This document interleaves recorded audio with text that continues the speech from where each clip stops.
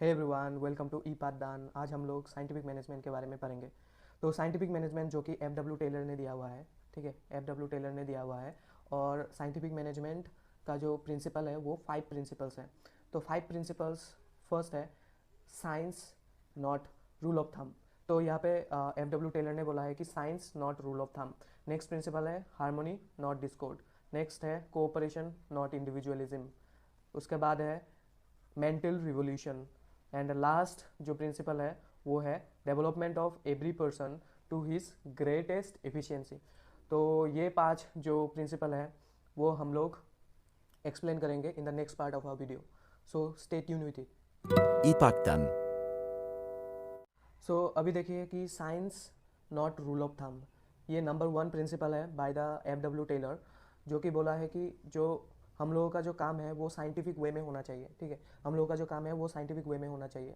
जो डिसीजन है वो डिसीजन हम लोग साइंटिफिक एनालिसिस के थ्रू ही लेना चाहिए। जो हम लोगों का जो डिसीजन हम लेते हैं काम का या फिर मैनेजमेंट का जो डिसीजन लेते हैं वो fully based on scientific analysis. मतलब हम लोगों को प्रॉपर प्लानिंग या फिर प्रॉपर एनालिसिस करके ही काम करना चाहिए। छोटा सा छोटा वर्क अगर हम लोग कर रहे हैं फिर भी हम लोगों को प्लानिंग करके करना चाहिए।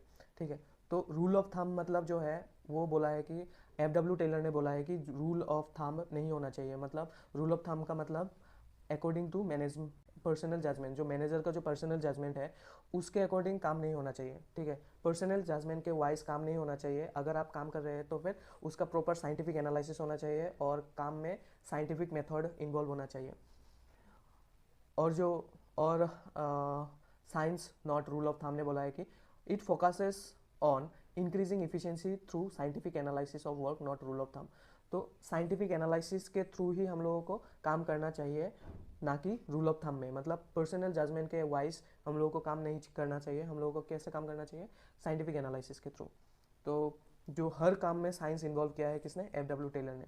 साइंटिफिक मतलब proper planning, proper analysis and proper verification के थ्रू ही हम लोगों को कोई भी वर्क करना चाहिए।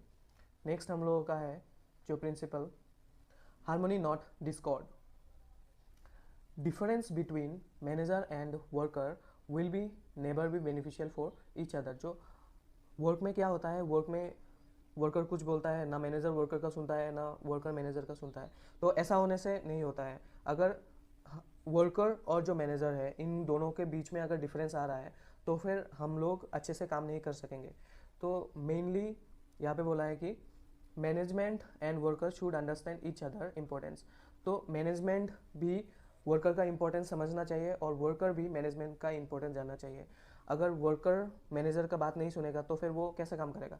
और और अगर मैनेजर भी वर्कर का जो डिमांड है, वर्कर का जो प्रॉब्लम है वो अगर हम वो मैनेजर अगर नहीं सुनता है तो फिर ऑर्गेनाइजेशन अच्छे से या प्रॉपरली रन नहीं कर पाएगा। और यहाँ पे बोला है कि relation of worker and manager should be harmonious. Harmonious मतलब पीसफुल रिलेशनशिप होना चाहिए वर्कर एंड मैनेजमेंट का। तो ये है second principle. Third principle mental revolution.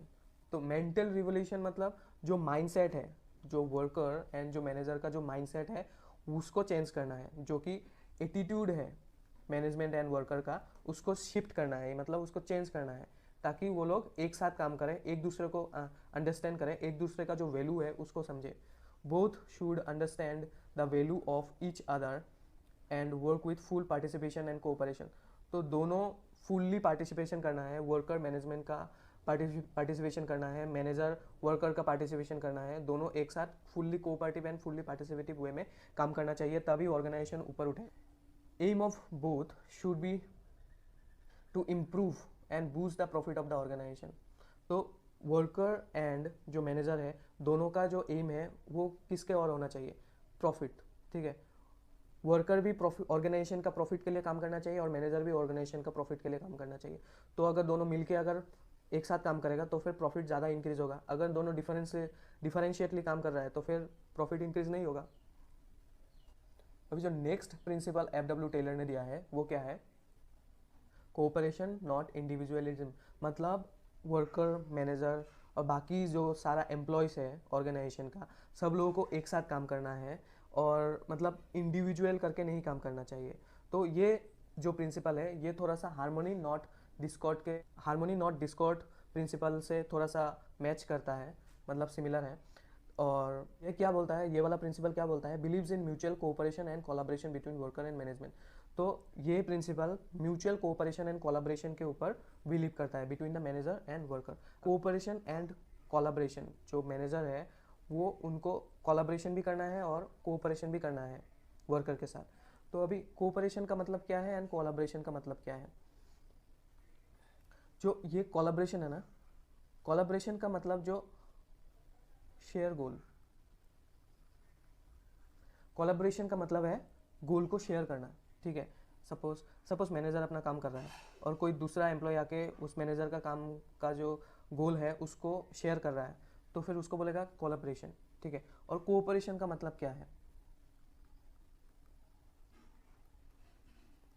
Cooperation का मतलब क्या है, कोऑपरेशन का मतलब क्या है कि दूसरों के साथ काम करना और जो इंडिविजुअल गोल है उसको अचीव करना, ताकि हम लोग जो ऑर्गेनाइजेशन का गोल है उसको अच्छे से अचीव कर सकें। को जो कोऑपरेशन नॉट इंडिविजुअलिज्म का जो कॉन्सेप्ट है वो किस लिए दिया हुआ है, ताकि जो इंटरनल कंपटीशन है, इंटरनल जो कंपटीशन है ना, इंटरनल